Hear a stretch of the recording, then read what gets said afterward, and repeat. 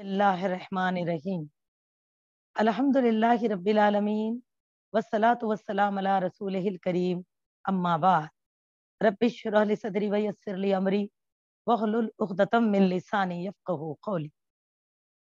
شروع اللہ تعالیٰ کے نام سے جو بڑے ہی مہربان نہایت رحم فرمانے والے ہیں، اور بے پناہ درود و سلامتی ہے صاحب قرآن محمد صلی اللہ علیہ وسلم پر، آپ کے اہل و عیال، آپ کے اصحاب، آپ کے کل معتبین پر، جنہوں نے اپنی زندگی کا ہر لمحہ حق رسالت کے ادا کرنے اور اپنی امت تک اللہ تعالیٰ کے احکام کو پہنچانے میں وقت فرما دیا۔ اللہم صلی علی محمد وعلی آل محمد وبارک وسلم وآلہ اصحابہ اجمعین۔ میری عزیز دینی بہنوں، آج کی پہلی حدیث یہ رہے گی کہ قیامت کے قریب قرآن و حدیث پڑھے اور پڑھائے تو جائیں گے، لیکن ان پر عمل نہیں کیا جائے، یعنی کہ ایک ایسا زمانہ آئے گا امت محمدیہ میں جہاں پر عمل ناپید ہو جائے گا۔ اس حدیث کے راوی زیاد بن لبید رضی اللہ تعالیٰ عنہ کہتے ہیں کہ نبی اکرم صلی اللہ علیہ وسلم کے سامنے کسی بات کا ذکر ہوا تو آپ صلی اللہ علیہ وسلم نے ارشاد فرمایا، میں اس وقت ہوگا جب علم اٹھ جائے گا، یعنی کہ آپ صلی اللہ علیہ وسلم کے سامنے جب کوئی بات ایسی کی گئی یا پیش آئی تو آپ صلی اللہ علیہ وسلم نے فرمایا کہ تب یہ اس وقت ہوگا جب علم اٹھ جائے گا۔ تو صحابی جو اس حدیث کے راوی ہے زیاد بن لبید رضی اللہ تعالیٰ عنہ کہتے ہیں، میں نے عرض کیا، اے اللہ کے رسول صلی اللہ علیہ وسلم، علم کیسے اٹھ جائے گا جبکہ ہم قرآن پڑھتے ہیں، اپنی اولاد کو قرآن پڑھاتے ہیں، اور وہ آگے اپنی اولاد کو قرآن پڑھائیں گے، اور یہ سلسلہ قیامت تک چلتا رہے گا مسلمانوں کے درمیان۔ تو میری بہنوں، آپ صلی اللہ علیہ وسلم نے فرمایا، زیاد، تجھے تیری ماں گم پائے، یعنی کہ ان پر افسوس ظاہر کیا ان الفاظ میں، اور آپ نے آگے فرمایا، میں تو تمہیں مدینے کے سمجھدار لوگوں میں شمار کرتا تھا، اور آگے فرمایا، کیا یہ حقیقت نہیں کہ یہود و نصارہ تورات اور انجیل کو پڑھتے ہیں، لیکن ان میں جو کچھ ہے اس میں سے کسی چیز پر عمل نہیں کرتے۔ بڑا غور کریں میری بہنوں، کیا فرمایا جواب نے کہ یہود و نصارہ بھی تو تورات اور انجیل کو پڑھتے ہیں، لیکن ان میں سے اللہ کے کسی حکم پر عمل نہیں کرتے۔ تو ایسا ہی معاملہ ایک دن امت محمدیہ کا بھی ہوگا کہ لوگ قرآن تو بہت پڑھیں گے، لیکن اس پر عمل کرنا اپنی ذمہ داری نہیں سمجھیں گے، اس پر عمل کی اہمیت کا احساس نہیں کریں گے۔ اس حدیث کو میری بہنوں ابن ماجہ نے روایت کیا، کتاب الفتن، باب ذهب القرآن العلم، جلد نمبر 2، حدیث نمبر 3272، 3272۔ تو اس سے ہمیں کیا ہدایت ملی؟ قرآن کے پڑھنے کا مقصد انسانی زندگی کی اصلاح اور تبدیلی ہے۔ میری عزیزو، آج آپ دیکھیے اتنا زیادہ کثرت سے قرآن کی محفلیں ہو رہی ہے، لیکن نہ تو زندگی کا کوئی معاملہ چھٹ رہا، نہ شادی بیاہ کے رسومات، نہ جنازوں کے رسومات، نہ تو زندگی کے کسی معاملے میں ایسی چیزیں جو برتھ ڈے، ڈیتھ ڈے، یا کوئی بھی ایسی میرج اینیورسری، حالانکہ سب پڑھا جا رہا۔ جب قرآن کا رمضان کا مہینہ آتا ہے تو کئی مکانات پہ، پہلے کیا ہے، سیدھا جگہوں پہ دور قرآن ملتا ہم کو، یا کہیں تراویح ہوتی۔ اب تو مساجد کے علاوہ لوگ اپنے اپنے کھلے مکانات میں بھی لوگوں کو جڑا کر، حافظوں کو رکھ کر تراویح کا اہتمام کرتے ہیں، لیکن اس کے بعد پھر توجہ نہیں دیتے تراویح میں قرآن سنا کیا، اور پھر اس کے بعد رمضان جاتے ہی کوئی دنیا داری، لاپرواہی، بے نمازی، یعنی کہ دنیا داری، جھوٹ، غیبتیں، چغلی، حرام کھا لینا، تمام چیزیں اسی طرح بقیہ تمام معاملات بھی ہم دیکھتے ہیں۔ تو یہ بہت ہی ہمارے لیے نصیحت کی بات ہے میری عزیزو۔ سوچئے تو قرآن کا پڑھا جانا کیا ہے؟ ہماری ہدایت، ہماری اصلاح ہے۔ تو اب آپ سوچو، یہ نشانی جو آپ صلی اللہ علیہ وسلم نے فرمائی، کہ آج ہم اپنی آنکھوں سے نہیں دیکھ رہے اس کو؟ اللہ اکبر، اللہ اس فتنوں سے ہم کو محفوظ فرمائے۔ اب اس میں مبتلا ہونے والا کس کو بولتے؟ اگر ہم لوگ بھی قرآن پڑھیں گے، باوجود پڑھنے کے، نہیں پڑھنے سے پہلے کیسے حالات تھے، ویسے ہی پھر کر رہے ہیں کام پورے۔ اب ہم کسی عالم سے نہیں پوچھتے کہ ہمارے گھر میں پیدائش ہو تو ہمیں کیا کرنا، ہم کچھ شریعت کے دائرے میں کون سا عمل کرنا ہے، اللہ خوشی کے لیے کیا حکم دیے، غم کے لیے کیا حکم دیے؟ اللہ تعالیٰ ہم کو شادی بیاہ کیسے کرو بولے؟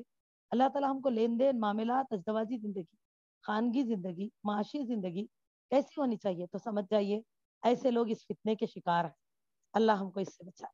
اسی لیے یہ بتائی گئی باتیں ہم کو تاکہ ہم چوکنے رہیں، صرف پڑھ کر اپنے علم کو نہ بڑھائیں بلکہ چوکنے رہیں، ایسے حالات میں اپنے آپ کو بدعملی سے بچائیں، بلکہ قرآن پڑھیں، احکام پر عمل پیرا ہوں، جیسے کہ صحابہ۔ میری بہنوں، قیامت سے قبل پیش آنے والے حالات میں ایک اور آئیے آگے حدیث پڑھیں گے ہم کہ قیامت سے قبل ایسا وقت آئے گا کہ اچھا بھلا ایماندار آدمی راتوں رات بے ایمان ہو جائے گا۔ ایسے حالات رہیں گے لوگوں کے، یعنی کہ ایمان کے کمزور پڑنے کے یا برائی اور گمراہی میں مبتلا ہونے کے۔ ایمانداری اس طرح ختم ہوگی کہ ایمانداری کی مثال دینے کے لیے صرف ایک آدھ آدمی زندہ ہوگا۔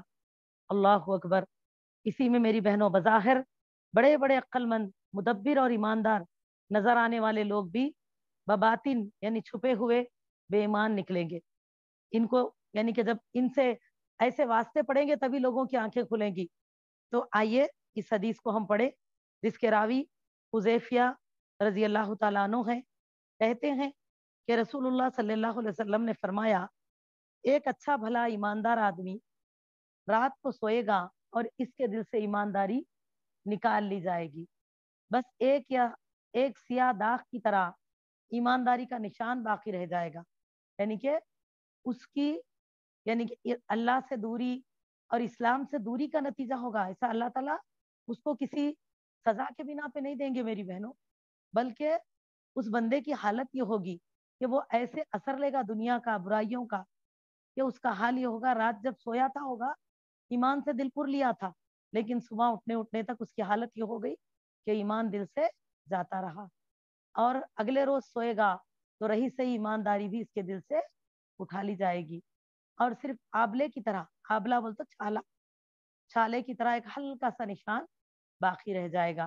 جس طرح آگ کا ایک انگارہ اپنے پاؤں پر لگانے سے چھالا آگ پھول کر آ جاتا ہے، جس کا نشان تو ہوتا ہے لیکن اس کے اندر کچھ نہیں ہوتا، ایسا انسان کی حالت ہو جائے گی۔ مسلمان نام سے تو مسلمان ہوں گے لیکن اندر کی حالت ایسی رہے گی جو ہوا سے کھلنے والا چمڑے کا وہ حصہ جو چھالے کے طریقے سے، جس کو ہم آبلا اور چھالا کہتے ہیں نا، اندر کچھ نہیں رہتا، پھر ہوا اور اوپر لیکن پھل کر ایسا بڑا دکھائے گا۔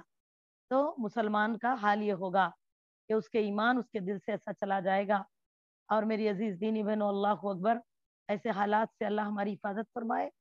اور آگے نبی صلی اللہ علیہ وسلم نے فرمایا کہ قیامت کے قریب لوگ خرید و فروخت کریں گے لیکن ان میں ایمانداری نہیں ہوگی۔ اللہ اکبر۔ یہ کس کے لیے ہے؟ مسلمانوں کے لیے ہے کہ ایمانداری کا حکم تو کس کو ہے؟ ایمان والوں کو ہے۔ تو تجارت میں بیچنے والے کے اندر بھی ایمان نہیں رہے گا، خریدنے والے کے اندر بھی، یعنی کہ جھوٹ موٹ بول کے آگے والے کو خریداری میں جو ہے اتنا پریشان کریں گے۔ جیسے دیکھا، اس سے یہ مثال بھی مل سکتی ہے ہم کو کہ اکثر لوگ دیکھیے کپڑے خریدنے جاتے ہیں، خواتین کو بھی اس معاملے میں بڑا احتیاط کرنا چاہیے۔ ہم جا کے کیا کرتے، کوئی کپڑا دیکھتے دکاندار ہم کو دکھا دے یا کوئی برتن دیکھے کچھ بھی دیکھے، اس نے کہا اتنے کا ہے تو ہم فوراً بولتے نہیں نہیں اتنے کا تو ہو ہی نہیں سکتا، کیونکہ پرسنچ ہمارے بازو والے یہ اتنے میں نہیں بلکہ اتنے میں لائے۔ تب ہمارے ساتھ چلنے والے پوچھتے اچھا ایسا، تو ہم بولتے نہیں جی ان لوگوں کو چکانا بولتے ایسا کرنا پڑتا۔ تو دیکھا جھوٹ بولے نا، ایمانداری، جھوٹ کیا ہے؟ منافقت ہے۔ تو جھوٹ بولنا ایمانداری سے دور ہونے کی علامت ہے۔ یہ کوئی بڑا گناہ نہیں میری بہنوں ہمارے نظروں میں، لیکن یاد رکھیے دکھنے میں جو چھوٹا ہے، کرنے میں ہلکا ہے، بہت آسان ہے، لیکن یہ ایمان ہمارے ایمان کو خراب کرنے والا گناہ ہے، کیونکہ اللہ کیا بتا رہے ہیں؟ وَلَهُمْ عَذَابٌ أَلِيمٌ وَمَا كَانُوا يَكْذِبُونَ، ان کے لیے عذاب دردناک ہے جو جھوٹ بولا کرتے ہیں۔ اور جھوٹ کے لیے نبی صلی اللہ علیہ وسلم نے فرمایا منافق کی 3 نشانیاں ہیں، ایک بات کرنے پر جھوٹ بولنا، دوسرا امانت میں خیانت کرنا، تیسرا دھوکہ دینا۔ اللہ اکبر۔ تو اس چیز سے بچے۔ اور بیچنے والا بھی قسم کھائے گا نہیں نہیں نہیں یہ تو کپڑا مجھے اتنے میں پڑا، اب یہ ہوگی گاہک کی حالت، اب بیچنے والا کیسے ایمان سے خالی ہوگا خرید و فروخت میں؟ تو دیکھا وہ بیچنے سے پہلے کیا کرے گا، اس کے عیب کو ڈھانپ کر اچھی چیز دکھائے گا۔ حالانکہ آپ صلی اللہ علیہ وسلم کا فرمان ہے جب تجارت کرو تو عیب کو ظاہر کرو، اور یہ خود آپ کی عملی پہچان ہے۔ सच्चाई ये होती है, सच्चाई सिर्फ नमाज रोजा ये चीजें ईमान नहीं, इस्लाम नहीं है मेरी बहनों, बल्कि इस्लाम हमारी पूरी जिंदगी है। तिजारत भी इस्लामी तरीके से होनी चाहिए। तो देखा क्या करेंगे, ऐबदार हिस्से को ढक देंगे, छुपा देंगे। और अगर कोई ऐसा इंसान चले जाए जिसको समझने की उतनी सलाहियत नहीं है, तो उसको ऐबदार चीज हाथ को दे देंगे।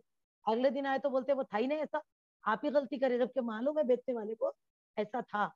फिर दूसरी चीज, बेचने वाला कहेगा जब इससे चुकाई जाएगी चीज के मुझे इतने में नहीं इतने में ये चीज दीजिए, तो उन्हें बोलेगा खुद मेरे को अम्मा ये 50 रुपए फायदा दे रही, जबकि उस बंदे को वो चीज 50% फायदा दे रही है, लेकिन वो क्या बोल रहा, इसमें इतना ही मुझे फायदा हो रहा, तो झूठ बोल रहे।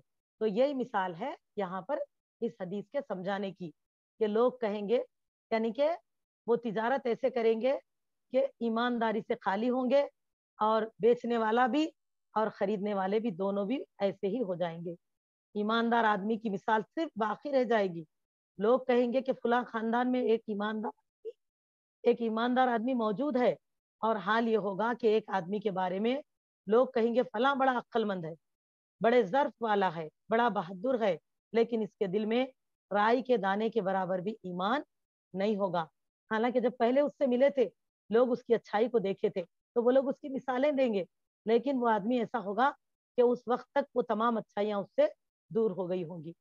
मेरी बहनों, हजरत हुजैफा रजी अल्लाह तआला अन्हु कहते हैं, मुझ पर एक ऐसा वक्त गुजर चुका है कि मुझे इस बात की खतन परवाह नहीं थी कि किससे तिजारत करूं, किससे ना करूं। अगर मुसलमान होता तो इस्लाम इसे मजबूर करता कि वो बेईमानी ना करे, ईसाई होता तो इसके हाकिम उसे मजबूर करते कि वो बेईमानी ना करे, लेकिन अब तो मैं सिर्फ फुला फुला यानी दो आदमियों के साथ ही तिजारत करता हूँ। इसे बुखारी ने रिवायत किया है। तो ये हदीस को तो साहबी बता रहे हैं कि मैं तिजारत के लिए इतना डर रहा हूँ कि अब मैं, यानी कि सच बोलने वाले और सच्चे ईमानदार के साथ ही मैं तिजारत कर रहा हूँ। ये उस वक्त से उन्होंने डरना शुरू कर दिए, बता रहे हैं वो। लेकिन देखिए आज हमारे हालात कैसे, हम थोड़ा भी घबराहट डर रहे हैं इन चीजों से। मेरी अजीजों, अमानत के बारे में रसूलुल्लाह सल्लल्लाहु अलैहि वसल्लम का इरशाद मुबारक है, जिस शख्स में अमानतदारी नहीं, इसमें ईमान नहीं। तो ये तीनों चीजें भी, झूठ, धोखा और खयानत, तीनों भी मुनाफिक की पहचान है। अल्लाह अकबर, अल्लाह इससे मुसलमानों को बचाए। तो ये भी क़यामत के फितनों में से एक है।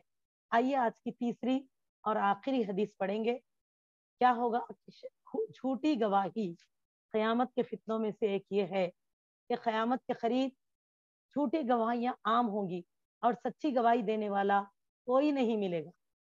जैसे कि हजरत तारिक बिन शिहाब रजी अल्लाह तआला अन्हु कहते हैं कि रसूलुल्लाह सल्लल्लाहु अलैहि वसल्लम ने फरमाया, यह हदीस के रावी है, कि क़यामत से पहले ये निशानियां जाहिर होंगी। और आपने फरमाया, पहला, जान पहचान के लोगों को सलाम कहना, यानी कि लोग क्या करेंगे, महफिलों में अपने अपने लोगों को सलाम करेंगे, जबकि मुसलमान मुसलमान की भाई बहन है, अल मुस्लिम अकुल मुस्लिम। तो क्या करना है, अगर हम कोई ऐसे इज्तिमाई महफिल में जा जहाँ पर बहुत सारे लोग बैठे हैं, तो सबको अस्सलाम वालेकुम और रहमतुल्लाहि व बरकातहू कहना चाहिए। लेकिन क्या बताया जा रहा, क़यामत के करीब लोग जान पहचान के लोगों को सलाम करेंगे। तो आज आप देखिए मेरी बहनों, ये बहुत हो रहा। लोग क्या करें, महफिलों में जाके भी अपने अपने लोगों को देखते, अगर कोई उतनी दूर दिख रही तो उतनी दूर जाके उनके पेट में सर रख के झुक जाते। लेकिन बाकी के पूरे भी तो मुसलमान हैं, लेकिन उनको अस्सलाम वालेकुम भी नहीं बोलते, जबकि ये हमारा हक है कि मुसलमान को मुसलमान सलाम करे, कोई और रिश्तेदारी नहीं। अल्लाह हमको रिश्तेदारी जो इस्लाम से दिए, वो रिश्तेदारी का ये हुक्म है। तो मेरी अजीजों, इसीलिए चुन चुन के लोगों को सलाम करना, जान पहचान के लोगों को सलाम करना, ये बहुत गलत है। ये क़यामत के फितनों में से एक है। कभी कभी तो अपने शख्स को सलाम करने लोगों को हटा हटा हटा के उनके करीब जाते, पुरों को पैरा मार लेते हुए, लेकिन पूरे लोग, मुसलमान बहनें बैठती है वहां पर रहती है, उनको हम अस्सलाम वालेकुम नहीं बोलते। तो इससे क्या पता चला, इस फितने से बचने वाले लोग कैसे हैं। हम सबको सलाम करना आइंदा से, कभी भी अपनों को नहीं चुनना, कभी इज्तिमाइयत में हो, अगर अकेले में बह रहे, आप खूब मुलाकात करो एक दूसरे से। हाँ ये बात और है, अगर उसमें गैर महर्रम महर्रम सब लोग वहां पर मौजूद है, तो आप करीब जाके खवातीन से मुलाकात करेंगे इंशाल्लाह। ठीक है।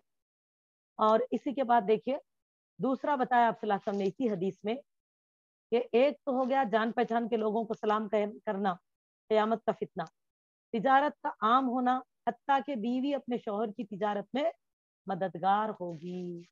यानी कि इतना, यानी कि इससे मुराद क्या है कि इसके लिए वो, यानी कि तिजारत, मैदान तिजारत में उतर जाएंगी, इसमें कई सारे हुदूद आदाब पर्दा वगैरह भी तर्क करना पड़े। वरना देखिए आमतौर पे पर्दे में रहकर किसी तरह से जिद्दोजहद करने में या अपने शौहरों के हाथ बटाने में अल्लाह मना नहीं करे। हम देखते हैं मेरी बहनों साहबियात भी, उम्महातुल मोमिनीन में खुद खदीजतुल कुबरा रज़ी अल्लाह ताला, और अल्हम्दुलिल्लाह उम्महातुल मोमिनीन में दीगर उम्महातुल मोमिनीन भी, जैसे चमड़ों की दुबागत करना या दूसरे कोई छोटे से काम होते तो कर लिया करती थी, लेकिन उससे अपने पर्सनल सदकात वगैरह फरमाया करती थी। तो मेरी अजीजों, इससे मुराद क्या है, तिजारत के लिए खवातीन का इस तरह आगे बाहर निकल जाना कि उनको ना इस्लाम की फिक्र है ना ईमान की फिक्र है, और ऐसे मामलात पेश आएंगे।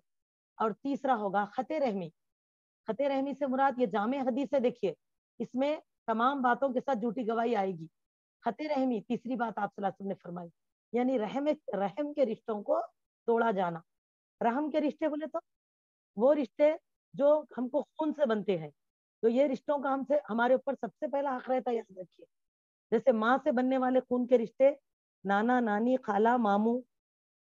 बाप से बनने वाले खून के रिश्ते, दादा दादी चाचा चाचा ताया फूफी फूफियां, है ना, ज्यादा है तो फूफियां, एक एक ही नहीं है, ये तमाम रहम के रिश्ते बोलते हैं इसको। और अल्लाह ने कुरान में खास हुक्म दिया है ये।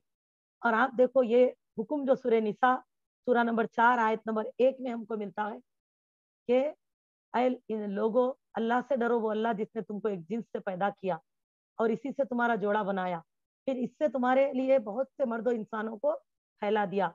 और अल्लाह से डरो, वत्तकुल्लाह लजी तसाअलूना बिही वल अरहाम इन्नल्लाह काना अलैकुम रकीबा। अल्लाह फरमाते हैं, और देखो अल्लाह से डरो और रहम के रिश्तों को मत तोड़ो। तो खते रहमी बोल तो कहीं पर भी कोई भी, जैसे कि अगर कोई बहू है निकाह करके जाती है लड़कियां, तो कहती हैं कि आपकी अम्मी मुझे पसंद नहीं है, आप वालदा से ज्यादा बात मत करो, वालिद साहब को छोड़ दो। या इसी तरह बहनें मेरे को नहीं पसंद है, आपकी मेरी बहनों की नहीं बनती, तो लिहाजा आप भी बात मत करो, शौहर को खते कराना। या इसी तरह कोई शौहर बहन भाई बीवी से कहना कि आपके भाइयों से बात नहीं करना, जरा मैं गयो को तकड़े अकड़े में रहते, या आपकी अम्मी के घर को नहीं जाना। या मेरी बहनों इसी तरह किसी की माँ ये बोलना बहू के मामले में बेटे को, यानी कि बहू से दूर करना, रिश्ते नातों को बिला वजह अपने गुस्से की वजह से रिश्तों को खते कराने की कोशिश करना। तो याद रखिए इसमें खुसूसी तौर पे आज हम जो सुन रहे हैं, तो रहम के रिश्ते क्या है, हमारे खून से जुड़े हुए ये रिश्ते जो बड़े खास होते हैं। याद रखिए अल्लाह ने नबी सल्लल्लाहु अलैहि वसल्लम के जरिए से इस बात का ऐलान फरमाया है, ला तदखुलुल जन्नत खातिउन, दाखिल न होगा जन्नत में खाती, यानी रिश्तों को खता करने वाला, तोड़ने वाला भी तुड़ाने वाला भी। तो ये भी बहुत बड़ा गुनाह है, लेकिन लोग इसको नहीं समझेंगे। कयामत के करीब इस बातों को मामूली समझा जाएगा और अपने मंशा के लिए रिश्तेदारियों को तुड़वाया जाएगा। आपकी फूफी ना जब भी आए घर में टिक टिक टिक टिक करते रहते, जी जरा बात नको करो फूफू से। आपके चाचा ना मेरे को नहीं पसंद है, आप चाचा के घर को नहीं, तो ऐसा नहीं करना चाहिए, बहुत गुनाह। और उसके बाद चौथा है झूठी गवाही देना, यानी कि झूठ के लिए लोग गवाह बनना शुरू करेंगे। जबकि मेरी बहनों, ईमान सच्चाई ईमान है, अल्लाह ने ईमान वालों के लिए सच्चाई को पसंद किया, और सच्चाई हमको अल्हम्दुलिल्लाह जन्नत की तरफ ले जाती है, और सच्चे इंसानों को अल्लाह ने जन्नती करार दिया। और जो हमारे नबी सल्लल्लाहु अलैहि वसल्लम की इतनी बेहतरीन पहचान थी कि जमाने जहालियत में लोग आपको सादिक के नाम से जाने, लेकिन आप देखिए सच्चाई की तस्दीक करने पर अबू बकर रज़ियल्लाहु अन्हु को सिद्दीक अकबर शुमार किया गया। आज उन्हीं के उम्मत में से या उन्हीं की साथियों में से होकर हम कैसे झूठी गवाही दे सकते। तो किसी के लिए भी झूठ के गवाह बनना या इसी तरह अदालतों के बाहर झूठी गवाहियों का बिकना, ये सब उसी में आता। झूठ बात के लिए गवाह बनना, या कोई चीज हम देखे लोग आके पूछें तो बोले नहीं देखे हम, क्योंकि कहीं सच्चाई बोलना ना पड़े तो हमारे आदमी का नुकसान होगा। तो झूठ में साथ देना, खा वो हमारी माँ का साथ देना क्यों ना हो, हमारे वालिद का हो, किसी का भी हमको झूठ में साथ देना नहीं, समझे, तो झूठी गवाही देना। पांचवा है सच्ची गवाही को छुपाना, तो सच्चाई जो सच्ची गवाही होती है उसको छुपाना, ये भी क़यामत के फितनों में से एक है। इस हदीस को मुस्नद अहमद ने रिवायत किया है। मेरी अजीज दीनी बहनों, इसी से मिलती जुलती एक और हदीस जिसके साथ मैं अपनी बात को तकमील करूं, जिसके रावी अब्दुल्लाह बिन मसूद रजी अल्लाह तआला अन्हु है। कहते हैं रसूलुल्लाह सल्लल्लाहु अलैहि वसल्लम ने फरमाया, क़यामत से पहले झूठी गवाही देने वाले और हक को छुपाने वाले होंगे। इसे भी मुस्नद अहमद ने रिवायत किया है। अल्लाहु अकबर। रकमुल हदीस सफ़े नंबर, रकमुल हदीस है 3869। अल्लाह ताला इन तमाम मामलात से हम मुसलमानों की हिफाजत फरमाइए। कितने क़यामत है याद रखिए। तो अगर ऐसे हालात पेश आ रहे हैं, फौरन तौबा कीजिए, इस्लाह कीजिए और अपने अल्लाह की तरफ और ईमान इस्लाम की तरफ लौटें। अस्सलामु अलैकुम व रहमतुल्लाहि व बरकातुहू।